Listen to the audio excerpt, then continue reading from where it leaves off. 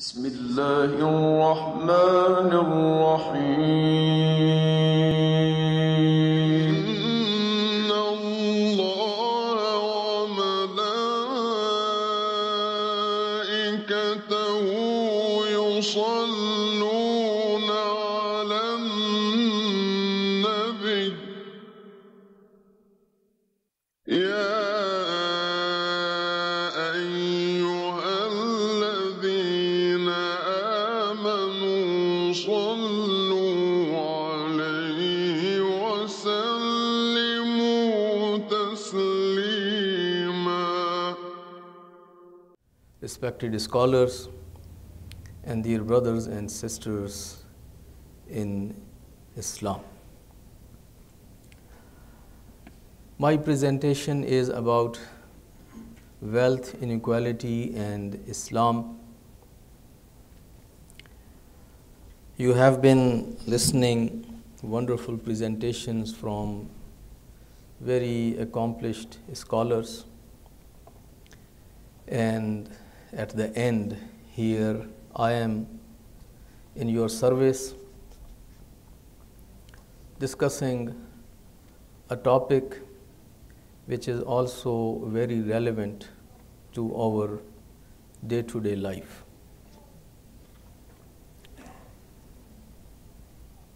I think the major issue is not only inequality, the major issue is which comes after this inequality.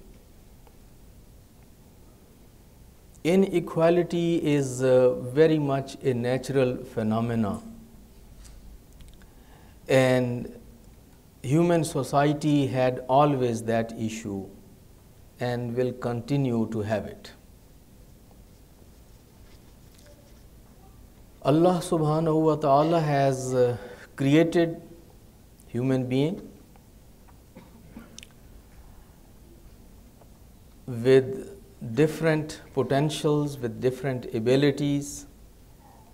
People are not all alike in their capabilities or in their abilities.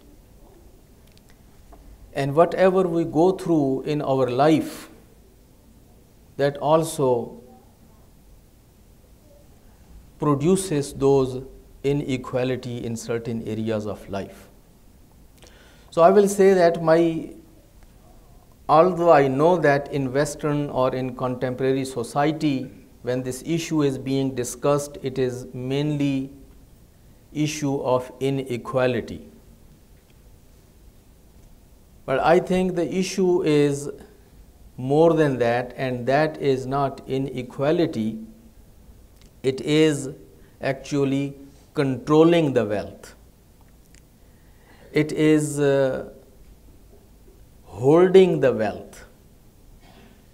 It is accumulating the wealth upon wealth and not sharing it with others. That is the major issue. And we will talk about that how Islam deals with that. But before that, as a source of the problem, I will stress that if this is one of the problems which we are facing, most of human sufferings and problems come from human doing, man-made problems. This inequality, or whatever the results of this inequality are, these are also doings of our own. We cannot blame Allah subhanahu wa ta'ala, the creator. These are things which we human beings are doing, and we do because of the greed, because of the desire of control and the dominance, and all those other things which I will inshallah mention later. Greed, selfishness, impatience, arrogance, and desire to control all, and many similar bad behavioral practices have created all the issues and problems which we are discussing today or we always discuss. As I said, the real problem is the holding and accumulating wealth upon wealth. When we have money, we want to control it. We don't want to share it with others. We don't want to provide the benefits of this money or wealth to others. We think this is exclusively for myself and it should remain only in my own possession. Occupy Wall Street, Arab Spring, and Pope's these comments about inequality of wealth explains the importance of the topic, that this is the issue which is under discussion and everybody is talking about. Why do we have this? I recited these two ayat from Surah At-Takathur, where Allah subhanahu wa ta'ala says, A'udhu billahi minash shaitanir rajim, alhaakumut takathur hatta zurtumul maqabir. You have the translation on the screen, and that explains that this is in the behavior of al-insan, that he wants to have more and more and more, and he is never content and never happy. This desire of hal mim mazid is always there, like Jahannam. So the Jahannam is the one which has the request of hal mim mazid, and then this al-insan. Both have this common, this request of hal min mazid. Then the other ayat, وَإِنَّ الْإِنسَانَ لِرَبِّهِ لَكَنُودٌ وَإِنَّهُ عَلَى ذَلِكَ لَشَهِيدٌ وَإِنَّهُ لِحُبِّ الْخَيْرِ لَشَدِيدٌ. Certainly has a strong love for wealth and riches. This strong love, which Quran refers, this hubb lashadid, the strong love, that is the problem. Now, before we deal with the issue and see how Islam deals with this problem, it will be useful for us to first of all have a perspective on this, that how different religions and different societies view the wealth. In brief, we all know that Christianity never had a favorable view of wealth or wealthy, at least in the past.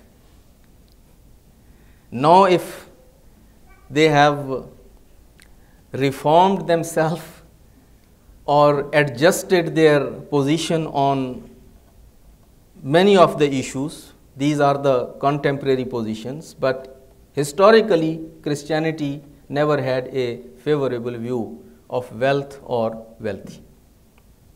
The references are in front of you. It is easier for a camel to go through the eye of a needle than for a rich man to enter the kingdom of heaven. This is in Bible. And blessed are the poor.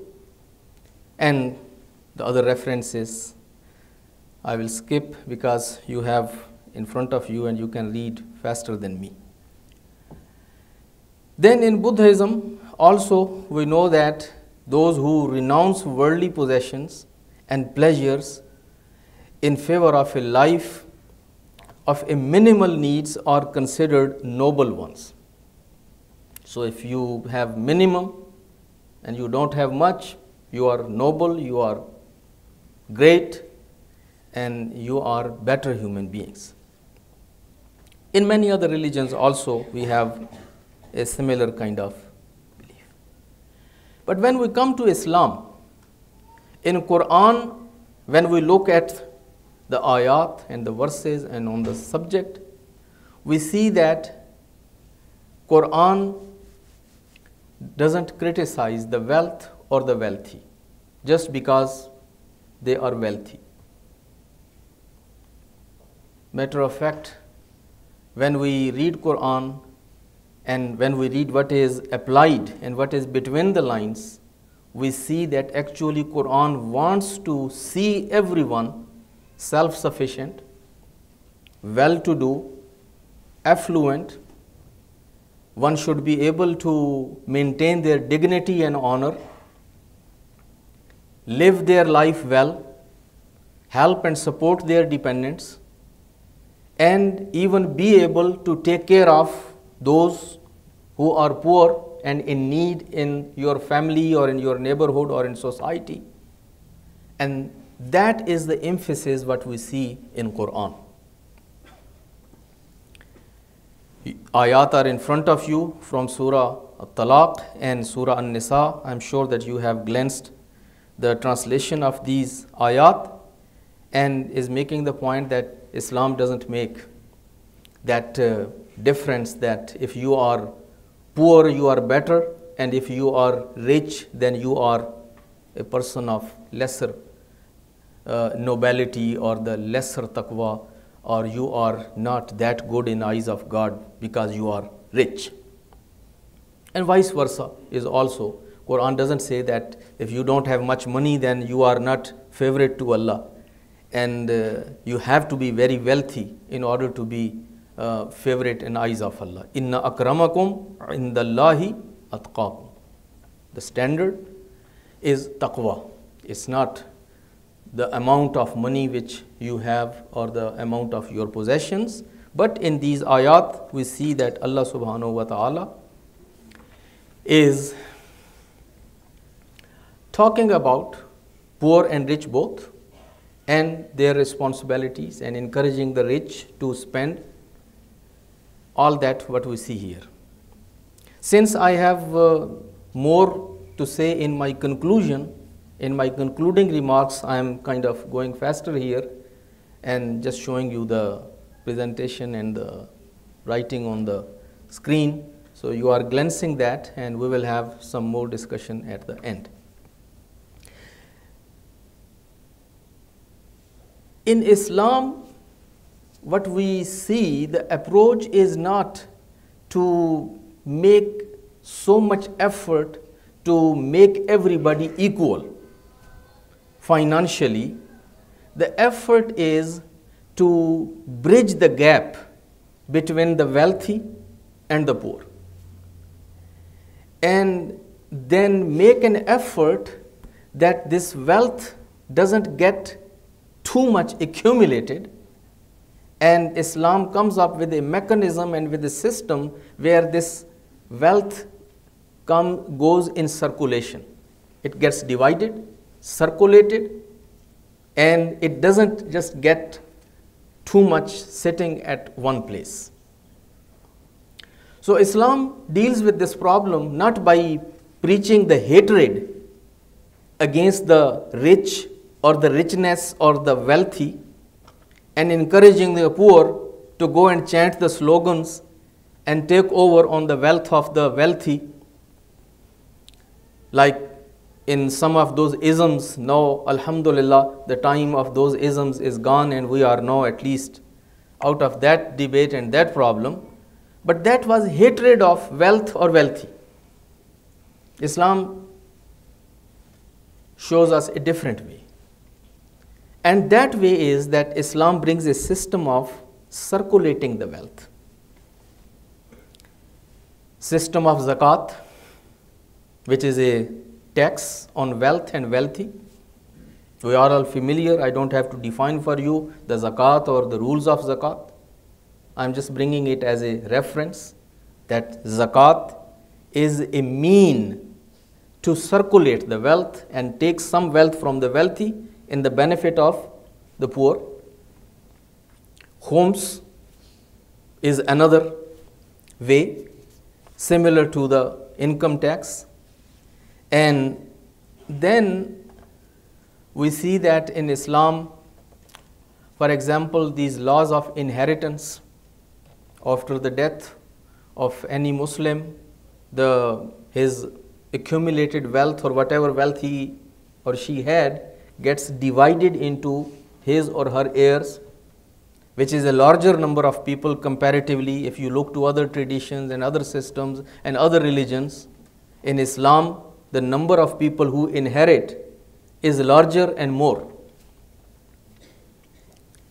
And that is also, if it is applied properly, the system of inheritance, this huge and accumulated wealth gets distributed all in 2 or 3 generations. It doesn't remain that big money or that big wealth anymore after 2 or 3 or 4 generations.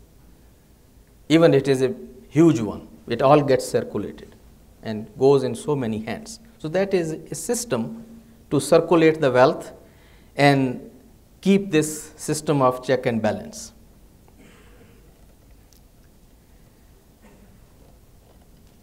Then also, Islam doesn't encourage to wealthy that he should be miserly, not using the wealth or just concealing it, keeping it only to himself or herself. Islam says if Allah has given you, spend it, use it. And we have riwayat of that nature that our Imam, 6th Imam Ja'far as-Sadiq alayhi salatu wassalam, visited one of his companions who was used to live in a very old and very small house. Imam alayhi salatu wasalam went to visit him, and since he had experienced so much hardship in going through all those crooked streets and the smaller streets on a long distance, Imam asked his companion that, why are you living here in the end of the world, in this dead alley, in this small kind of house? Why don't you come and buy a bigger house in a better location? And the answer was that because my forefathers and my father, they lived in this home, so I am still going to live here and I am not going to move out from these streets. Imam alayhi salatu wasalam told him that your father or your grandfather, maybe they didn't afford. Financially, they were not well-to-do. They lived in this little house. But it is sa'adatur rajul min sa'ate darihi. That if you have a spacious home, if you have a bigger home, where you and your family can live comfortably, that is sa'adat. That is something that which you should. Fortune. It's a fortune. Why are you denying yourself and your family when you can afford? So the issue was, and similarly, A'imma alayhimu salatu wassalam would remind those companions that if they were wealthy and they were not using the wealth and if they were not spending on their families, A'imma alayhimu salatu wassalam would encourage them to be generous, to support your spouse, to support your children, maintain the dignity and honor. So the idea is that wealth should be in circulation and it should be spent. Then also what we see here, that I was telling Hujjatul Islam, Dr. Hijazi, that my speech and your speech overlap. Now here we come with the same story. And many of the points are similar, so I will skip that.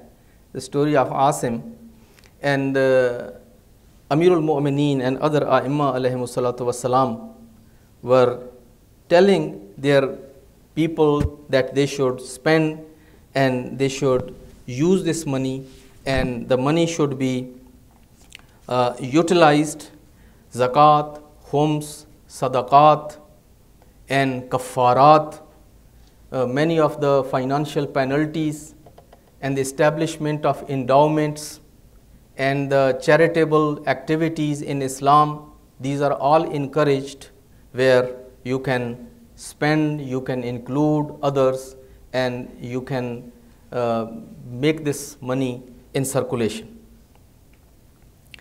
In conclusion, what I would like to say, that in Islam, wealth is not bad.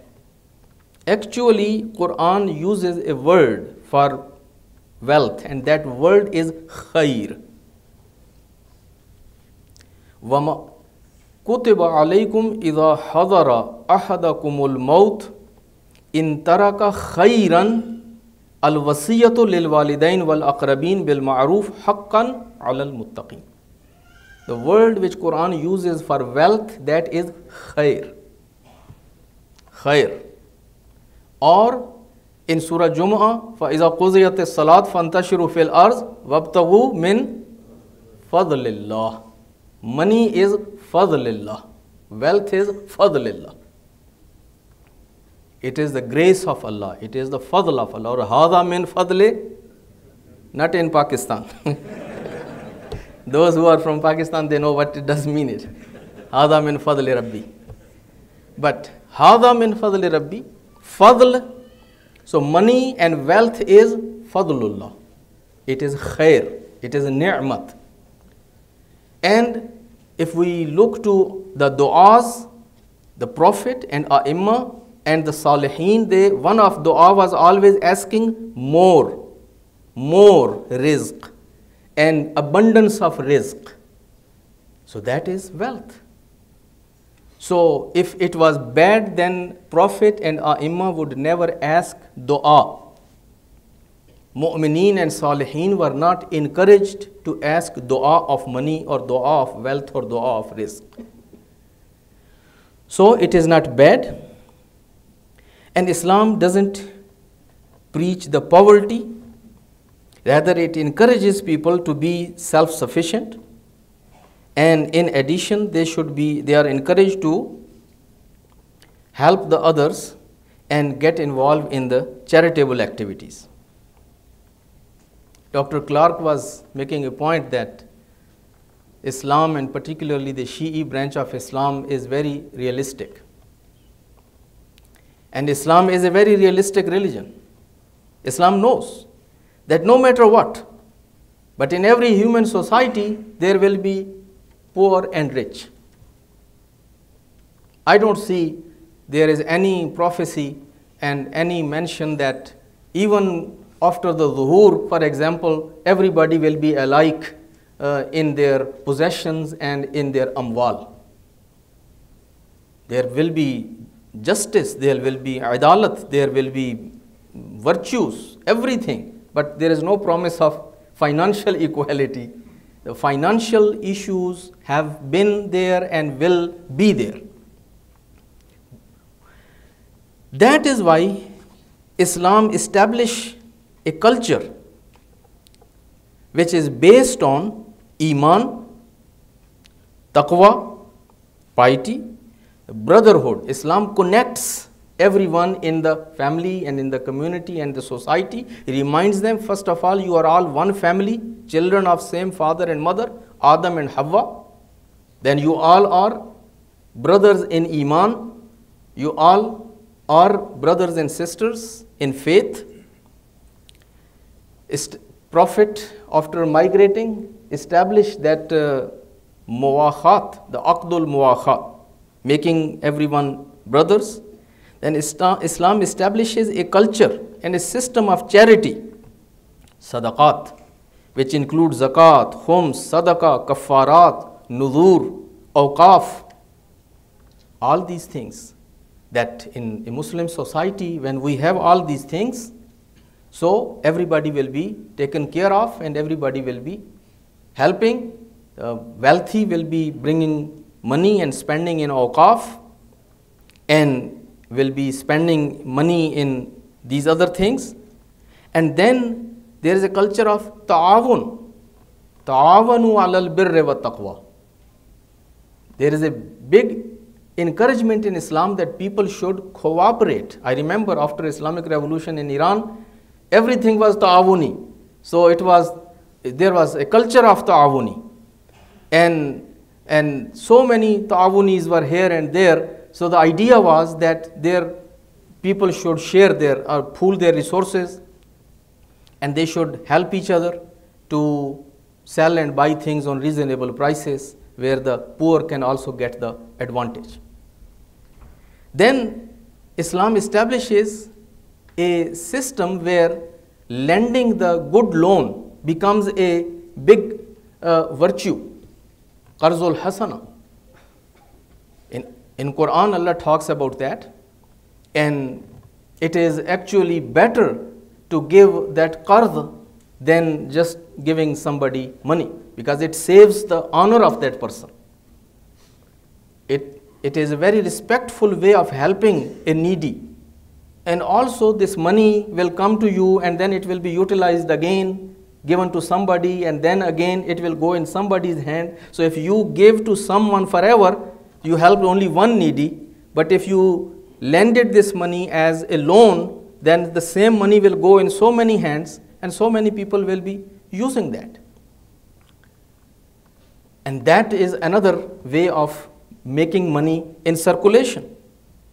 Then Isar. That is a big virtue in Islam, preferring others' needs on your own. You are rich, you are wealthy, so you wanted to go on vacations, and then you see somebody in your neighborhood who needs money desperately to take care of their basic needs. Then you do Isar. Instead of going Europe, instead of going to those expensive places for vacation, so use that money and give to someone that who desperately needs that money for something which is very important for them.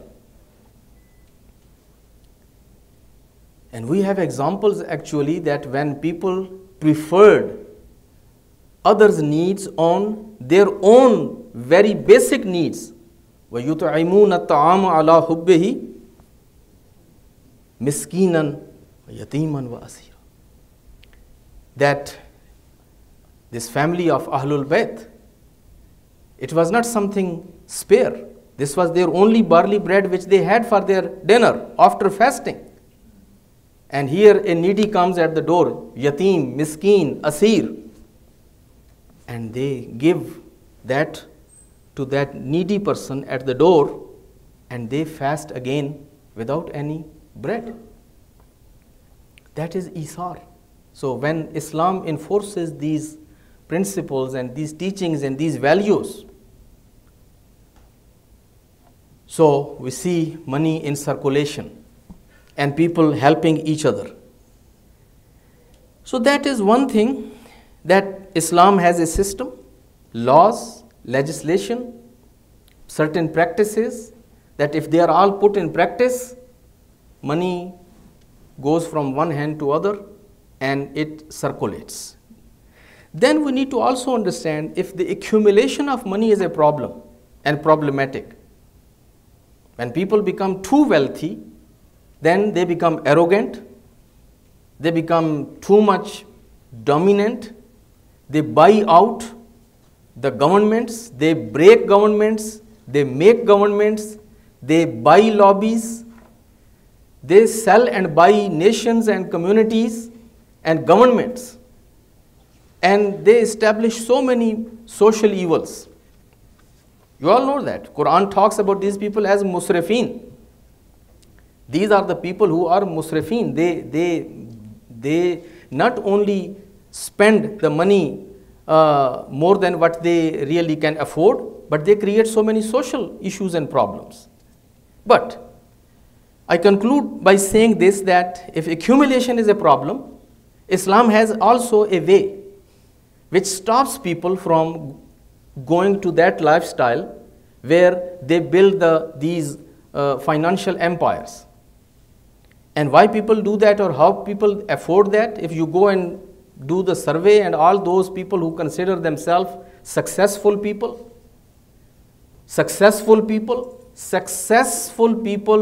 bring that success in their life on the price of either God, either family, either community, either society, either so many other moral and ethical standards.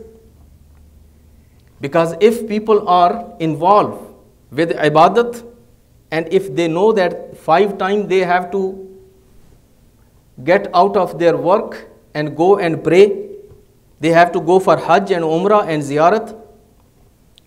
They have to also take care of their old parents. They have to take care of their husband or their wife, and they have to take care of their children properly, and they have to take care of even their neighborhood. They have their responsibilities toward their neighborhoods, toward their local institutions. They have responsibilities toward human society at large.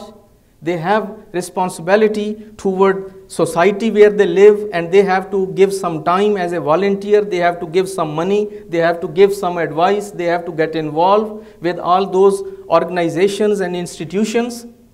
Then how much time they have to go and build that financial empire? When people get into that race of making money and holding money, actually they divorce God. They don't have time for Hajj. They don't have time for Jummah.